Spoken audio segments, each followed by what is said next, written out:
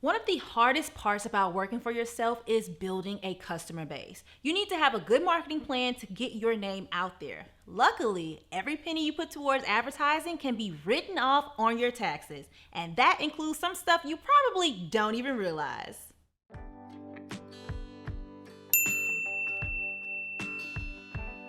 What is up, everybody? My name is Tyra, and I am here to teach you everything you need to know about 1099 taxes. Here on this channel, we create resources for freelancers, independent contractors, gig workers, and anyone else who files or should be filing business taxes.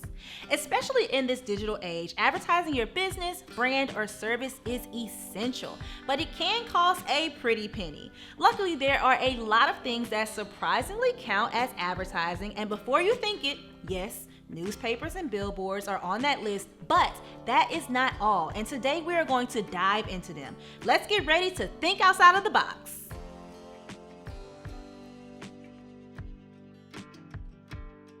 So first, let's clarify what advertising costs are. Advertising is literally anything you do to promote your products, your business, and your personal brand. It can be anything from the billboard ads I mentioned to the headshots for your LinkedIn profile. Basically anything that creates brand awareness, brand recognition, or targets prospective clientele likely counts as advertising. So now that we know what advertising costs are, let's dive into the list of write-offs you should keep an eye out for in your business.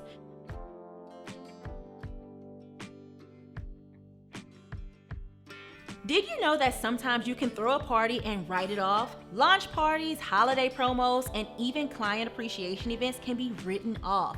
These are activities that generate buzz about your business and can bring in more sales. So you can write off things like the cost of the venue, catering, and even the entertainment for the night. And with our app, you can automatically write off these types of expenses. Then you can file your taxes through us in April and lock in those savings. We have included a link down below in the description box.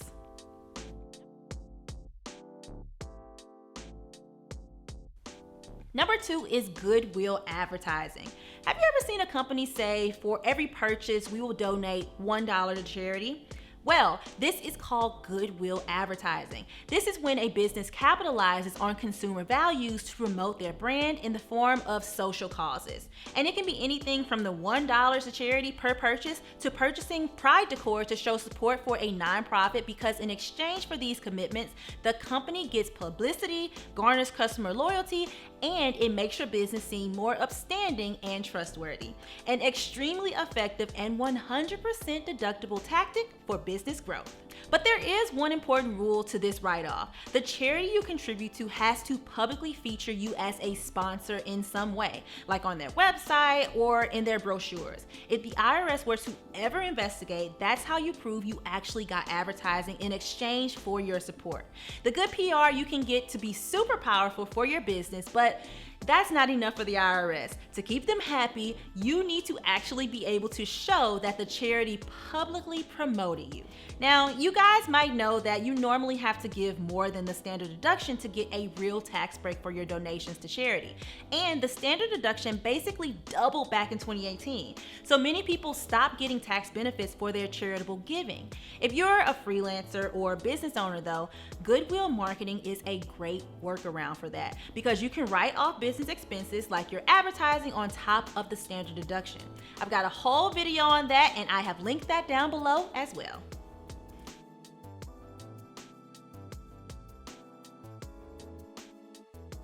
Number 3, branded merchandise. We mentioned this in a previous video, but your branded merchandise is a write-off as well. Any item you add your business name or logo to permanently are included here. These items are typically clothing, but not limited to them. I recently saw a girl with a cute Yeti tumbler, and she had her logo printed on the cup, and I went to look up her website, and I actually bought something from her. She had a sunglasses brand, but I say all that to say anything permanently repping your business can be categorized as marketing, and it is an effective tactic as well. But you can't go overboard, and the logo has to be printed on, embroidered on, or stamped on. It can't be a label because labels are removable. It has to be permanent.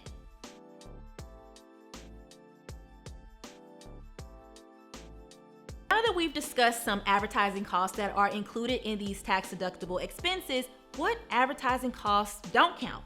Number 1, political contributions. Any money that goes towards political activism isn't a write-off, even if you're literally buying an ad on a candidate's website. That includes contributions to political parties, PACs, which is the political action committees, and state, local, and federal candidates. Number 2, personal events. Now that we touched on things like a launch party, that's deductible, but your birthday party is not. It doesn't matter how many of your customers or business associates are in attendance. Is the purpose of the event personal? If the answer is yes, none of the associated costs can be written off. Number 3, client hobbies. Prior to 2018, certain entertainment expenses were deductible if they were business, but now that has changed. Playing golf with a customer or taking your top paying client to a baseball game no longer counts as a deduction. Number 4, cars for advertisement. If you put an advertisement on your vehicle, that doesn't automatically make the car a write-off. The cost of designing the ad and having the ad placed on the vehicle counts, but the car itself is still a personal vehicle unless you explicitly use it for your job. Including an advertisement does not convert a car to a business asset. And we have an entire video on vehicle deductions that you can check out and learn more about car write-offs, and we have linked it down below. Now, with all of that being said, that's all that I have for you guys today. In the comments below, let me know which of these advertising write-offs you use in your business. If you would like more easy to digest tax content, make sure you give this video a like. And if you are not already, make sure you hit that big red subscribe button down below. And make sure your notifications are on so you can get all of the alerts and stay up to date with all things self-employed taxes.